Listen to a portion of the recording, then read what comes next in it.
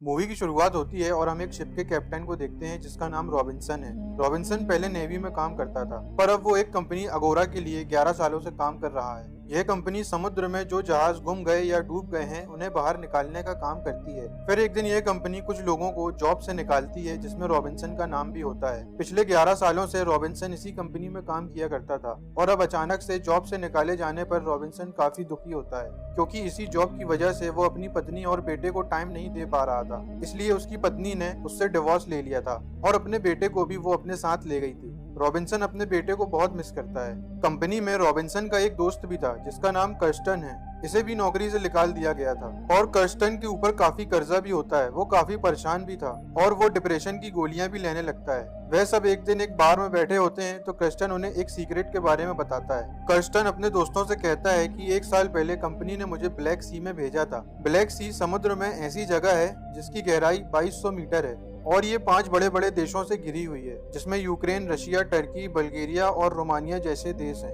Kirsten उन्हें उस searching के बारे में बताता है जो अगोरा कंपनी ने ब्लैक सी में की थी। 1941 में हिटलर की फौज खत्म होने की कगार में थी। इस वक्त रूस जंग की लपेट में नहीं आया था, मगर रूस को डर था कि कहीं जर्मनी रूस पर हमला ना कर दे, और इस बात का फायदा उठाते हुए हिटलर ने रूस से 2 टन सोना कर्जा मांग लिया। हिटलर ने रूस से एक शिप ली और सारा सोना उसमें भरवा दिया, लेकिन वो जहाज हिटलर तक नहीं पहुंच सका और रास्ते में कहीं डूब गया। इस पर हिटलर ने रूस पर हमला कर दिया और ये जंग 4 साल चली। इस जंग में लाखों लोग भी मारे गए। इसके बाद एक ओशियानिक रिसर्चर्स इंस्टीट्यूट ने एक यू बोट ढूंढी और दावा किया कि ये वही बोट है जिसमें स्टालिन ने सोना रखा था। वो अपनी इसी इंफॉर्मेशन को जॉर्जिया सरकार के पास ले गए और उन्हें इस यू बोट की लोकेशन दी। जॉर्जिया सरकार इस यू बोट को बाहर निकालने के लिए मान गई और 1 महीने बाद जॉर्जिया और रूस के बीच जंग शुरू हो गई और सारी हदें पार होती चली गईं। रूस को यू बोट की लोकेशन के बारे में नहीं पता था, जॉर्जिया को इस बारे में पता था, लेकिन जब तक झगड़ा खत्म नहीं होता कोई भी ब्लैक सी में नहीं घुस सकता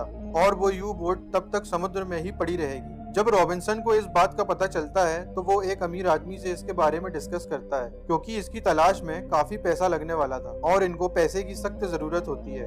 वो अमीर आदमी जिसका नाम लेविस होता है वो इसकी तलाश में इन्वेस्ट करने के लिए तैयार हो जाता है, मगर वो सारे सोने का 40% लेना चाहता है और रॉबिन्सन भी 40% देने को एग्री हो जाता है और इनका दोस्त कर्स्टन की डिप्रेशन की ज्यादा दवाइयां लेने की वजह से मौत हो जाती है। रॉबिन्सन को इस तलाश में पैसा लगाने वाला मिल गया था। पहले वो एक पुराना सबमरीन खरीदता है जो कि काफी पुराना होता है, मगर फिर भी वो उसे खरीद ही लेता है। रॉबिन्सन के साथ उसका एक रशियन दोस्त होता है जिसका नाम ब्लैकी होता है। वह दोनों प्लान बनाते हैं और इस तलाश के लिए वह 12 लोगों का ग्रुप बनाते हैं, जिसमें आधे रशियन होते हैं। रॉबिन्सन ग्रुप में रूसियों को इसलिए लेता है क्योंकि जो सबमरीन उन्होंने खरीदी थी वह रशियन थी और ब्लैक सी में रशियन का ही कब्जा था। अगर इनका सामना रशियन फौज से होता है तो इनके 6 साथी जो रशियन जानते हैं वो उनसे बात करके इन्हें मुसीबत से बचा सकते हैं और इस सबमरीन को चलाने के लिए भी कम से कम 12 लोगों की जरूरत पड़ती है। रशियन टीम में कुछ सिलेक्टेड लोगों को लिया जाता है जो इस काम में काफी माहिर होते हैं। सोने की हिफाजत, इंजन और कुकिंग के लिए कुछ लोगों को रखा जाता है। गोताखोरी के लिए उन्हें एक माहिर आदमी चाहिए होता है और वो एक पागल आदमी को रखते हैं जो कि गोताखोरी में बहुत माहिर होता है, जिसका नाम फ्रीजर है।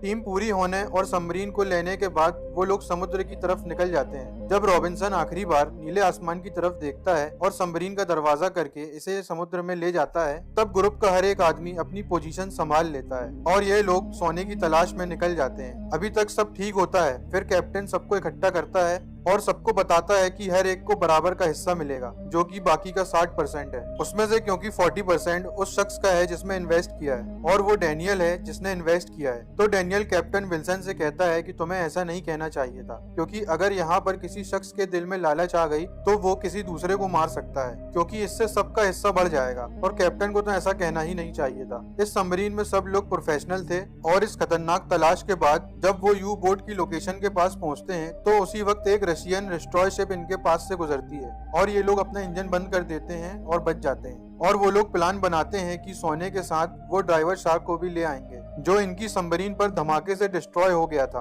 अब इस ड्राइवर शॉप की मदद से वो फिर से सबमरीन को स्टार्ट करेंगे और यहाँ से निकल जाएंगे। अब वो लोग बाहर जाते हैं और 2 से 3 मीटर की दूरी पर वो यू बोट को ढूंढ लेते हैं, वही यू बोट जिसमें 2 टन सोना था। वो लोग इसके अंदर जाते हैं और ड्राइवर शॉप को भी ले लेते हैं। जो ट्राली वो अपने साथ लेकर आए थे वो ज्यादा वजन नहीं ले जा सकती थी, मतलब वह सिर्फ ड्राइवर शॉप के लिए ही आए थे, लेकिन फ्रीजर ड्राइवर शॉप के साथ इसमें सोना भी भर लेता है, जिससे इस ट्राली का वजन काफी बढ़ जाता है। और इसे ढकेलने में काफी जोर लगता है। वो इस ट्राली को वापस सबमरीन की तरफ ले जा रहे होते हैं, मगर रास्ते में एक बड़ा गड्ढा आ जाता है। इससे ट्राली बेकाबू हो जाती है और जो भी सोना इसमें था सब गिर जाता है। सिर्फ ड्राइवर शॉप ही बचता है। फ्रीजर ड्राइवर शॉप को लेकर आता है। सोने को खो देने की वजह से सब लोग बहुत उदास होते हैं और वो लोग सबमरीन को ऊपर ले जाने की तैयारी करते हैं। मगर यहाँ डैनियल लेविस का असिस्टेंट कैप्टन रॉबिन्सन को एक राज बताता है कि यह सब एक प्लान के तहत किया गया है। कोई अमीर शख्स लेविस है ही नहीं जिसने इसमें इन्वेस्ट किया। असल में अगोरा ने जॉर्जिया से समझौता किया था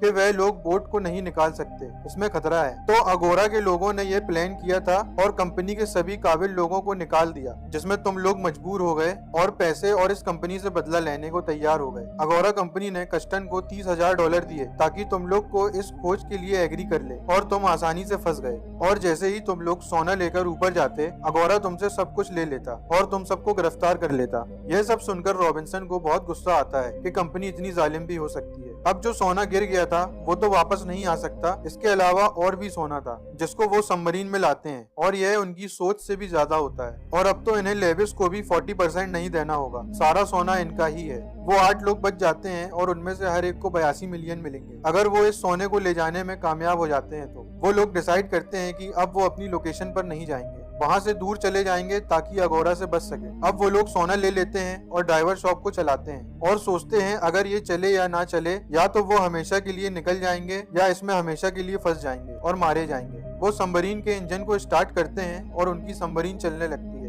और वो सभी खुश हो जाते हैं कि वो अब अमीर हो जाएंगे। मगर कुछ दूर जाकर उनको हेल्पर की मदद से पता चलता है कि मैप में कोई गड़बड़ है। वो सबको अलर्ट करते हैं और सबमरीन रोकने को कहते हैं। वो इसे रोकने की कोशिश करते हैं और मुश्किल से इसे रोक पाते हैं। मैप में गड़बड़ होने की वजह से वो लोग चट्टान में फंस जाते हैं। वो इस चट्टान को पार कर सकते थे क्योंकि इनमें से वे 40 फीट में से निकल सकते हैं। अब वो हेल्पर्स को बिठाते हैं और इसे चट्टानों से निकालने की कोशिश करते हैं। फिर अचानक किसी प्रॉब्लम की वजह से सबमरीन में ब्लास्ट होता है और सबमरीन समुद्र में गिरने लगती है और इसमें होल भी हो जाता है जिससे इसमें पानी भरने लगता है। सब लोग पानी को रोकने की कोशिश करते हैं मगर वो कुछ भी नहीं कर पाते। इस हादसे में सभी लोग मारे जाते हैं, सिर्फ रॉबिन्सन और उसके 2 साथी ही बचते हैं। रॉबिन्सन अपने दोनों साथियों को निकाल देता है मगर खुद नहीं निकलता क्योंकि इन दोनों को बचाने के लिए किसी एक का अंदर होना जरूरी है सबमरीन को कंट्रोल करने के लिए। फिर हम सबमरीन के अंदर रॉबिन्सन को देखते हैं। उसे पता है कि अब वो मरने वाला है। अपनी जिंदगी के आखिरी पलों में वो अपनी वाइफ और बेटे को याद करता है और इसी के साथ ये मूवी यहीं खत्म हो जाती है। उम्मीद है ये आपको पसंद आई होगी। वीडियो को लाइक करके हमारे चैनल को सब्सक्राइब कर लें। मैं मिलता हूँ आपसे अगली video. Thank you so much watching.